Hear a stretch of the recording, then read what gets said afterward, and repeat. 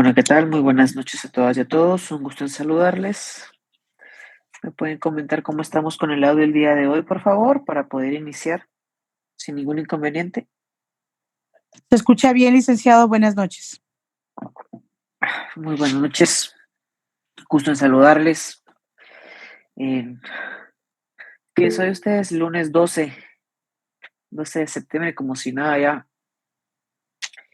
vamos a estar eh, en fiestas patrias y después de eso, pues creo que el tiempo se nos va un poquito más preciso, ¿no? Entonces vamos a seguir avanzando el día de hoy con los contenidos del curso y de conformidad con lo que hemos venido trabajando, tuvimos a bien pues tener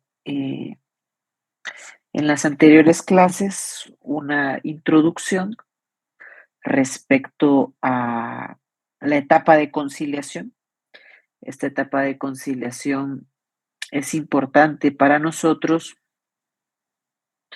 e importante es, ¿verdad?, analizarla en cada una de las incidencias que se van presentando en la misma, toda vez pues que no es un simple trámite el conflicto de carácter económico y social que se plantea ante un órgano jurisdiccional, sino que en este caso pues cada una de sus etapas tiene incidencias y tiene pues en este caso algunas aristas, ¿verdad? Algunas eh, características propias que debemos ir trabajando. Entonces, en las clases anteriores, pues trabajamos específicamente hasta la etapa de la admisión a trámite del conflicto de carácter económico y social y posterior a esta admisión a trámite, pues las prevenciones que se dictan, ¿no?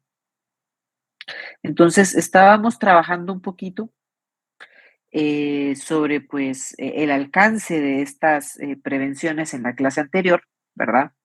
Y que las mismas pues abarcan tanto la prohibición para los patronos y trabajadores de tomar represalias entre ellos y también abarca pues la prevención de que toda terminación de contrato de trabajo debe ser solicitada ante juez competente, ¿sí? La autoridad, en este caso patronal, no puede despedir de forma unilateral a un trabajador dentro de la tramitación de un conflicto de carácter económico y social, sino que una vez admitida a trámite la demanda colectiva, debe en este caso solicitar autorización para la terminación de los contratos de trabajo. Sí.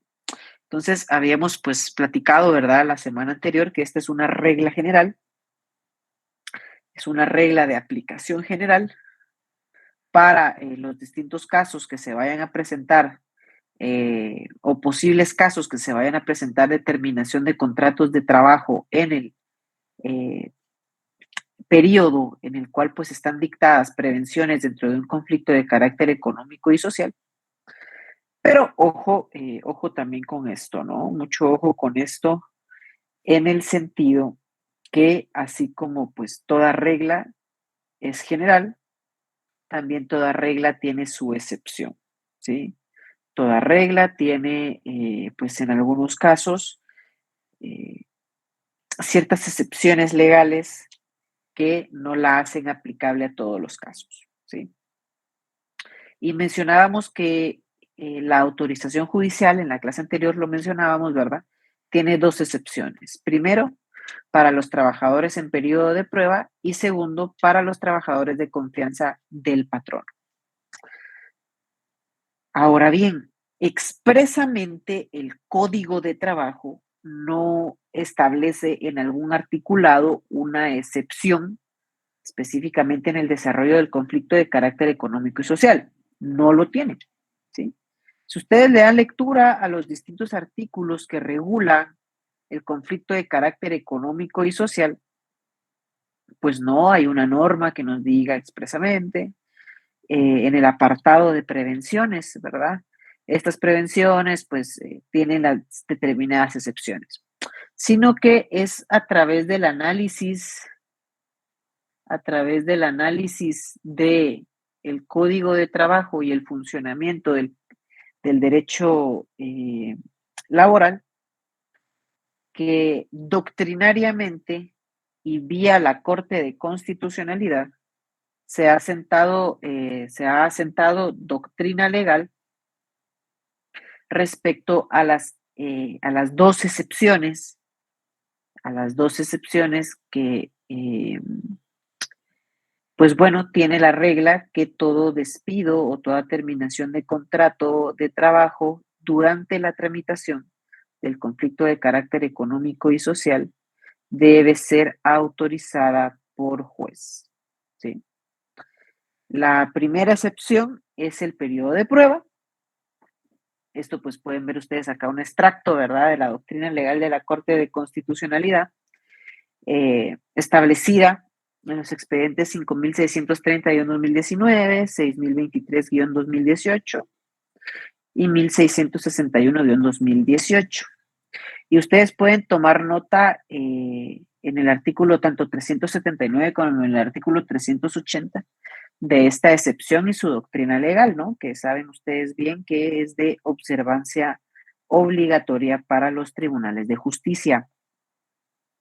Toda vez de que pues se ha establecido que durante el periodo de prueba, el empleador que se encuentre emplazado por el planteamiento de un conflicto colectivo de carácter económico y social puede dar por finalizada las relaciones laborales que no hubieran superado el periodo de prueba, sin necesidad de obtener previamente la autorización judicial a la que hace referencia los artículos 379 y 380 del Código de Trabajo, ¿no? Y esto tiene su razón de ser o tiene una lógica, toda vez que, pues cuando un trabajador ingresa a un centro de labores y está en el periodo o en el determinado periodo de prueba, el trabajador previamente a entrar a las labores es consciente que debe superar ciertos estándares o ciertas calificaciones en el desempeño de su trabajo para demostrar que es apto y que tiene condiciones para la plaza, ¿no? Se le causaría un perjuicio desmedido al patrono. Recuerden ustedes que si bien el derecho laboral es tutelar de los trabajadores, tampoco esto implica desatender derechos y garantías mínimas de los empleadores, ¿no? De los patronos. Entonces, en este caso, pues se considera lógico que se le causaría un perjuicio mayor al patrono si, por ejemplo, amparado en una prevención dictada en un conflicto de carácter económico y social, pues un mal trabajador o un trabajador que no cumple con las condiciones mínimas para el ejercicio de la plaza o al trabajo al que está optando, pues continúa, ¿verdad? Continúa en el centro de labores. En este caso, pues la finalidad de un conflicto de carácter económico y social es mejorar las condiciones de trabajo de los trabajadores. No es, en este caso, pues ser utilizada como una figura para dotar de inamovilidad a los trabajadores en periodo de prueba. Además, si ya nos encontramos en la etapa de conciliación, es porque ya se agotó una etapa previa de negociación en la cual el trabajador en periodo de prueba no resulta indispensable para el conflicto de carácter económico y social. De hecho, la formación del sindicato, la formación del grupo coaligado, el mandato que se le da para poder emplazar al trabajador y para negociar, ¿verdad?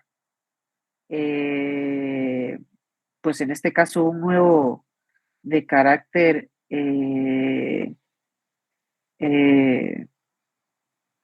pues bueno, económico y social, ¿no? Entonces, en este caso sí hay una necesidad eh, de darle al patrono una garantía que no va a ser utilizado o no va a formar parte de las prevenciones un trabajador en periodo de prueba, ¿no? O sea, no existe la finalidad del conflicto no es ella, ¿no? Y en la segunda excepción también es un trabajador de confianza, ¿sí? Un trabajador de confianza. Y esto pues también radica en una aplicación lógica de las disposiciones del Código de Trabajo, porque el trabajador de confianza primero no puede formar parte de sindicatos. Saben bien ustedes que cuando se regula la organización de los trabajadores, no puede formar parte de un sindicato, un trabajador de confianza. Porque claramente la posición del trabajador de confianza es defender los intereses patronales, no es defender los intereses de los trabajadores. Entonces, en este caso, no sería lógico, no sería lógico que se aplique, ¿sí? Que se aplique, en este caso, eh, una prevención o una protección a un trabajador de confianza, porque en realidad el perjuicio se lo estaría causando a sí mismo el patrono, no le estaría afectando en nada al movimiento sindical o al movimiento del grupo coaligado, el despido de un trabajador de confianza. Entonces, se ha considerado, también por la doctrina de la Corte de Constitucionalidad, que en virtud que el trabajador de confianza no puede integrar movimientos de organización colectiva, ni tampoco defiende intereses de los trabajadores, entonces no se puede considerar su despido como una represalia al movimiento, ¿sí? No se puede considerar como una represalia. Entonces se ha establecido que no es necesario solicitar esta autorización judicial, pues toda vez que por la alta posición jerárquica en la empresa de determinado trabajador debe defender los intereses del patrono, ¿sí? Y por esa misma naturaleza del trabajo de confianza, no le es posible a esta persona apoyar las peticiones económico y sociales de los trabajadores. Entonces, se establece que no se necesita esta autorización judicial porque al igual que en el caso anterior, sería desvirtuar las finalidades de las prevenciones. Sería, pues en este caso, aplicar las prevenciones a sujetos, a trabajadores, de los cuales no es objetivo el conflicto de carácter económico y social, ¿sí? No es el objetivo de una prevención proteger a los trabajadores en periodo de prueba o a los trabajadores de confianza por la misma naturaleza de las funciones que ejercen, ¿sí? Por la misma naturaleza. Sergio Estuardo levantó la mano. Adelante, por favor. Gracias, licenciado. Con una consulta, es- no es necesario el despido para un trabajador de confianza, pero ellos sí pueden alegar en algún momento ¿cómo se llama? Contrato, ¿cómo se le llama esto? Que es cuando tienen continuidad laboral. Claro, claro, eso por supuesto que lo pueden pedir, ¿verdad? Al tenor del Mm, artículo 26 del Código de Trabajo, en este caso, pues todo contrato se tiene, si es una institución o es una empresa con duración indefinida, pues todo contrato de trabajo se tiene pues prestado para en este caso también en un tiempo indefinido, ¿no? Y al ser un tiempo indefinido, en este caso, eh, pues bueno, gozan también del derecho de estabilidad laboral. Y si el trabajador pues considera que se le ha vulnerado esa estabilidad laboral, pues también depende mucho de los casos, porque por ejemplo, Cuando se despide a una persona, la consecuencia legal del despido, si es injustificado, es la condena para el patrono de pagar su indemnización, daños y perjuicios, y aparte de las obligaciones, claro está, de las prestaciones laborales proporcionales. Específicamente en instituciones del Estado, se cree que cuando hay un despido de cualquier trabajador, independientemente si es trabajador de confianza o no, también en un juicio ordinario se puede pedir la reinstalación del trabajador. Y ojo, no en todos los casos procede la reinstalación por invocar estabilidad laboral. Procede la reinstalación solo en casos donde el pacto colectivo u otro instrumento de normación colectiva establece ese derecho para los trabajadores, ¿sí? Establece ese derecho para los trabajadores. Pero, fuera de ello, un trabajador de confianza puede ser despedido y puede también demandar a su patrono por la vía ordinaria, ¿verdad? Solo que eso ya es derecho individual del trabajo para la restitución de sus derechos laborales y en todo caso, pues el pago de la indemnización, ¿no? Pero sí también lo puede pedir, Sergio. El trabajador de confianza puede pedir, pues todos los derechos, Gracias, ¿verdad? Que le asisten como trabajador. Ahora bien, mucho ojo con esto, que el incidente de terminación de contrato que vimos en la clase anterior tiene como finalidad demostrar que el despido, en este caso, o la terminación de contrato que pretende ejecutar,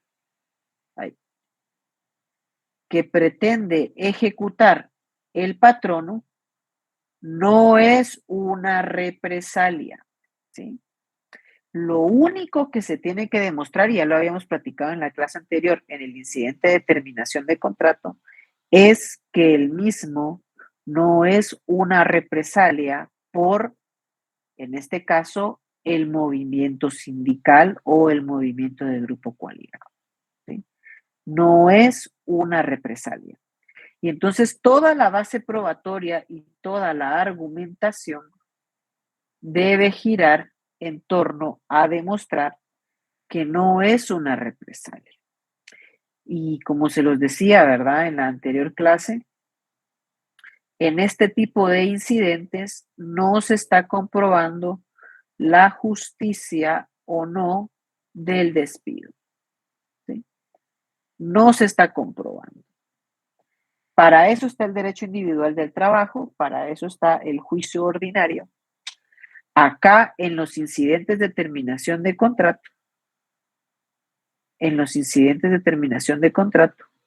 no es necesario, ¿sí? No es necesario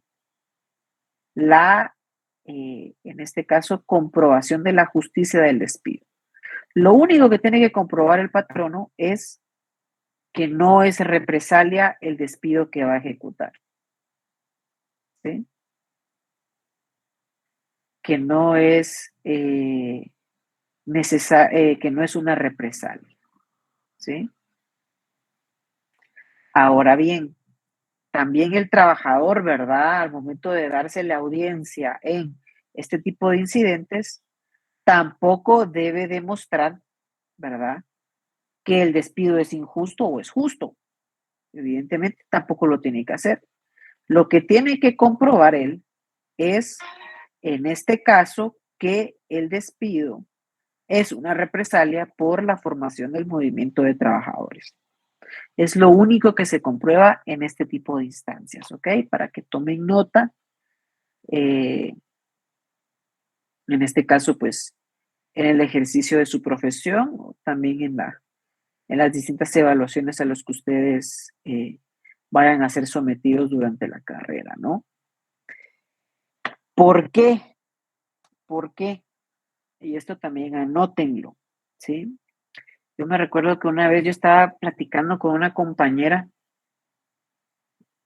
y todavía era estudiante yo, y estábamos estudiando procesal civil, específicamente los medios de prueba, y la duda era, pues, cómo se diferencia una presunción legal de una presunción humana. Ustedes han visto, han tenido la oportunidad de ver algunos memoriales, ¿no? Que dentro de los medios de prueba, casi sin falta, todos ofrecen las presunciones legales y humanas que de los hechos se deriven. Y bueno, pues, ¿qué es una presunción legal, no? Una presunción legal es aquella que específicamente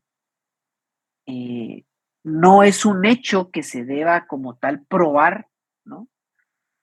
O sea, yo no tengo que probar, en este caso, que el despido es una represalia, porque ya existe una presunción legal contenida en ese artículo 380 de forma implícita, que todo despido ejecutado durante la tramitación de un conflicto de carácter económico y social es efectivamente una represalia, ¿sí? Esa es una presunción legal contenida en el artículo 380. Entonces, ante esa presunción legal es que nosotros debemos probar que no lo es. ¿Y por qué es una presunción legal? ¿O cuál es la diferencia con un argumento simple en materia legal? Yo creo que esto ya lo vieron ustedes en procesal civil. Pero para recapitular, ¿verdad? ¿Por qué es una presunción?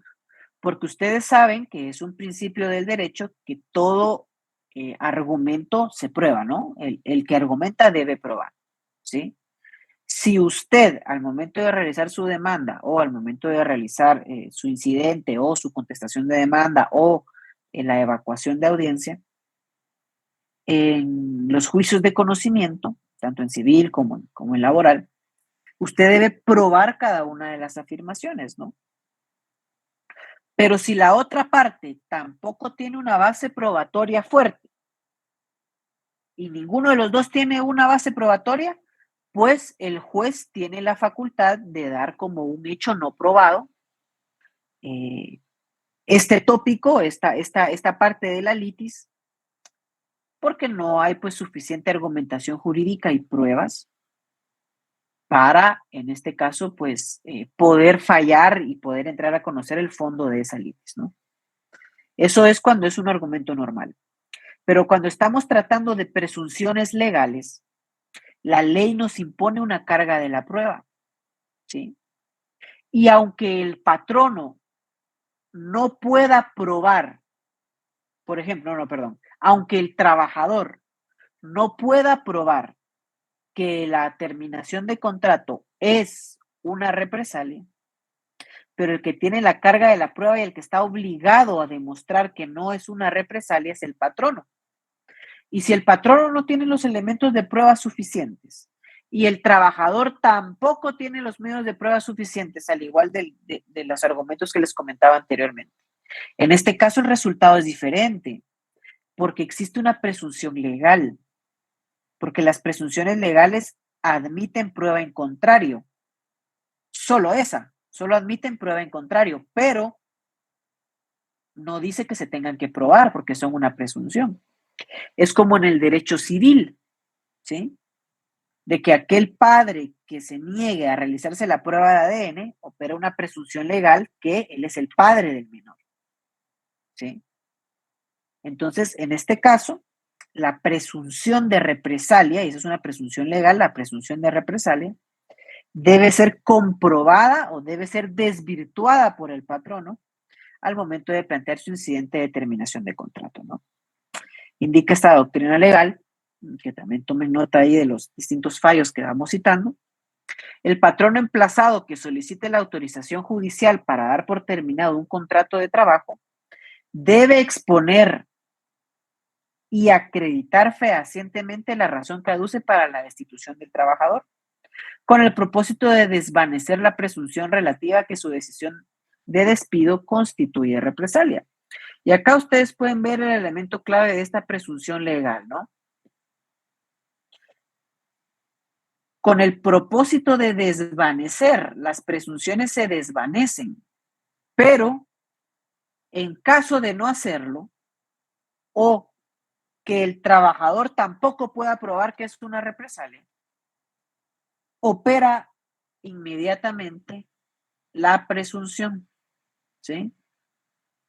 La presunción. O sea que toda la base probatoria en el incidente de terminación de contrato, para fortalecer lo que vimos anteriormente, debe girar en desvirtuar la presunción legal de que la terminación de contrato automáticamente es una represalia, ¿no? Y en este caso, pues los trabajadores comúnmente, por la posición en la desventaja que están, ¿verdad? No pueden comprobar que es una represalia lo que está haciendo el patrono. Pero por ello es de que la ley les da una protección especial, imponiendo la carga de la prueba al patrono para desvirtuar la presunción de que es una represalia. Si el patrono tiene malas pruebas, pues es una estrategia legal válida de el trabajador atacar las pruebas, no comprobar que es una represalia, sino decir, mire, las pruebas aportadas por el patrono no son suficientes para desvirtuar la presunción legal que la terminación de contrato que pretende ejecutar es una represalia. Y si no tiene una base fáctica fuerte el patrono, pues evidentemente la autorización de despido pues deberá ser declarada sin lugar, ¿no? Entonces, esto es como para que reflexionemos un poco respecto a las prevenciones y este incidente de terminación de contrato, ¿cuál es el objetivo central que debe probar? ¿Sí? Debe desvirtuar la presunción que es una represalia. ¿Tenemos alguna duda al respecto?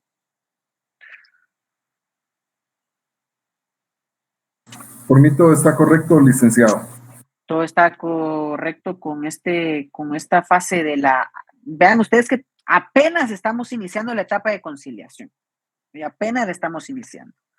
Apenas vamos por la admisión a trámite de, en este caso, la demanda colectiva y las prevenciones que se dictan y los 2 incidentes que pueden ocurrir derivado de las prevenciones que se dictan, ¿no? Todavía ni siquiera hemos conformado el Tribunal de Conciliación, pero es importante dedicarle un tiempo a conciencia a esta etapa porque son distintas incidencias que debemos manejar todas y todos, ¿no? Bueno, si no tenemos alguna duda, entonces el día de hoy pues dejaríamos la clase hasta acá, porque acá termina el tema o el tópico de la admisión a trámite y de las prevenciones, para ya entrar de lleno en la próxima clase a conocer lo relativo a, bueno, una vez admitimos a trámite y convocamos al Tribunal de Conciliación, ¿qué hacemos ahí? ¿Qué vamos a hacer ahí? ¿Y qué incidencias se pueden presentar en esa etapa? ¿Ok? Entonces, sí, con respecto al examen extemporáneo, ya recibí las respuestas, ya tengo que, compañeros, tengo que hacerles el examen extraordinario. Solo que este fin de semana fue muy complicado para mí a nivel personal, sí, muy complicado. Entonces, espero yo ya salir de todo esto esta semana y ahorita con este, pues, famoso asueto del 15, pues ya poderles hacer una calendarización de su examen extraordinario y así pues logramos hacer el examen extraordinario este fin de semana que viene. Espero yo que no se vayan a la Shelafer los compañeros que tienen que hacer su examen extraordinario y si no, pues lo pueden hacer un momento ahí. Y ya después de eso, pues les publicaré las notas a todas y a todos, ¿no? Que ya tengo la mayoría de notas, solo me faltan los compañeros del examen extraordinario para, ya vieron ustedes que como no tenemos cartelera virtual, entonces es mejor mandar las notas juntas para evitar tener algún inconveniente, ¿verdad? Bueno, entonces tengan todas y todos ustedes una muy buena, muy buena noche, ¿ok? Buenas noches, Buenas noches, licenciado. Ya mejor. Buenas noches, licenciado. Nos vemos en Muchas Sheraton. gracias. Buenas noches. Buenas noches. Licenciado, ¿se encuentra por ahí? Sí, aquí estoy. Que se mejore, Liz. Feliz noche. Muchas gracias. Ay. Muchas gracias, Nora. Dígame, Esteban. Perdone que le interrumpe Claro. ahorita que se está terminando la clase, pero yo solo quería saber si, bueno, es que unos compañeros míos me decían que Google Forms guarda las últimas respuestas que Feliz noche. Buenas noches. que uno Ajá. que uno hace del examen. Entonces, yo solo quería saber si a usted le aparece algo de mi parte o Si si no, no, mire, y tengo que hacer el examen. No, no importa. si le apareció el mensaje de que ya no recibía más respuestas, entonces sí haga el extraordinario, porque Va. eso de guardar respuestas es una configuración del Google Forms, ¿sí? Y Muy yo bien. no se la coloco porque ya me presentó problemas el año pasado con penal, que a algunos compañeros se les iba la señal, y como también el examen está programado para que él mismo vaya generando variables con el banco de preguntas que se le han hecho. Que se ponen. A veces cuando se volvían a conectar, se les regaban las respuestas. Entonces yo por eso no utilizo esa alternativa, ¿ok? Y Amanda aquí pregunta lo mismo, ¿verdad? Si aparece que no recibió las respuestas, tiene que hacerse el extraordinario, ¿ok? Lick, buenas noches, una pregunta. Ajá. Las clases grabadas, es que no sé si las he subido a Classroom o tenemos que... No, me faltan las 2 de la semana pasada y esta se la voy a subir esta semana. Yo no tengo pena. Gracias, muy amable. Es que la última clase tengo medio a los apuntes para ponerme al día. Sí, pero no tenga pena, ahí lo vamos a poner al día, ¿ok? Gracias, Lick, feliz noche. Va, tenga buena noche, pues. Gracias, Lick. Que descanse, que se mejore. Buenas noches, gracias, muchas gracias por sus buenos deseos. Feliz noche, licenciado. Que sea Buenas mejor, noches. licenciado, pase feliz noche. Gracias, buenas noches. Feliz noche, Lick. Licenciado. Feliz noche.